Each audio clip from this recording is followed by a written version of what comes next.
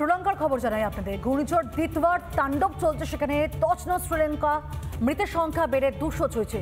তবে এই বিপদের দিনেও কিন্তু দ্বীপরাষ্ট্রের পাশে রয়েছে বন্ধু ভারত।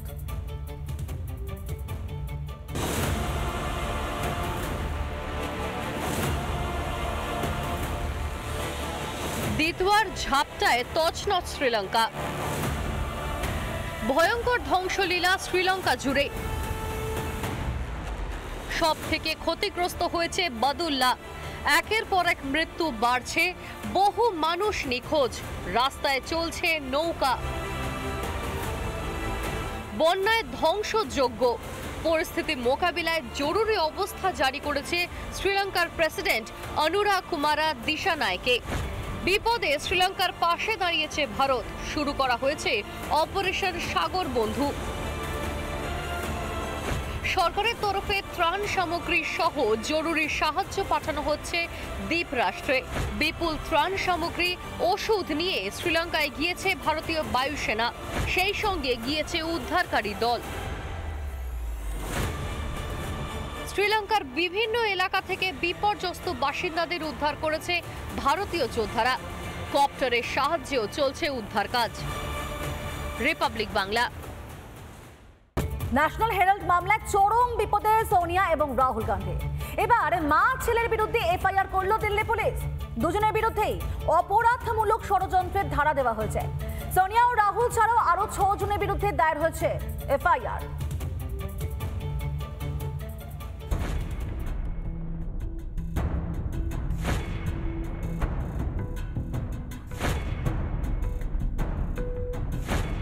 ন্যাশনাল হেরাল্ড মামলায় আরও প্যাচে সোনিয়া গান্ধী, রাহুল গান্ধী। মা ছেলের বিরুদ্ধে এফআইআর করল দিল্লি পুলিশের আর্থিক অপরাধ শাখা। এফআইআরে সোনিয়া, রাহুল ছাড়াও নাম রয়েছে শ্যাম পিত্রদারও। কোন কোন ধারা দেওয়া হয়েছে কংগ্রেস নেতাদের বিরুদ্ধে? ভারতীয় দণ্ডবিধির 120 ধারায় অপরাধমূলক ষড়যন্ত্র, ভারতীয় দণ্ডবিধি 403 ধারায় অসৎভাবে সম্পত্তি আত্মসাৎ, ভারতীয় দণ্ডবিধি 406 ধারায় বিশ্বাসভঙ্গের শাস্তি এবং ভারতীয় দণ্ডবিধি 420 ধারায় প্রতারণার মামলা রুজু হয়েছে। কি এই ন্যাশনাল হেরাল্ড মামলা? সালটা 2013। ন্যাশনাল হেরাল্ড সংবাদপত্র নিয়ে দুর্নীতির অভিযোগ করেছিল বিজেপি। মামলা ঠুকেছিলেন বিজেপি নেতা সুব্রমণিয়াম স্বামী এবং 2021 সালে ইডি সেই মামলার তদন্ত শুরু করে। বিজেপি নেতা সুব্রমণিয়াম স্বামীর অভিযোগ ছিল যে অ্যাসোসিয়েট জার্নাল লিমিটেডের 2000 কোটি টাকার সম্পত্তি বেআইনিভাবে দখল করেছে ইয়াং ইন্ডিয়া। আর এই ইয়াং ইন্ডিয়ার শেয়ার হোল্ডার ছিলেন সোনিয়া, রাহুল সহ আরও অনেকে।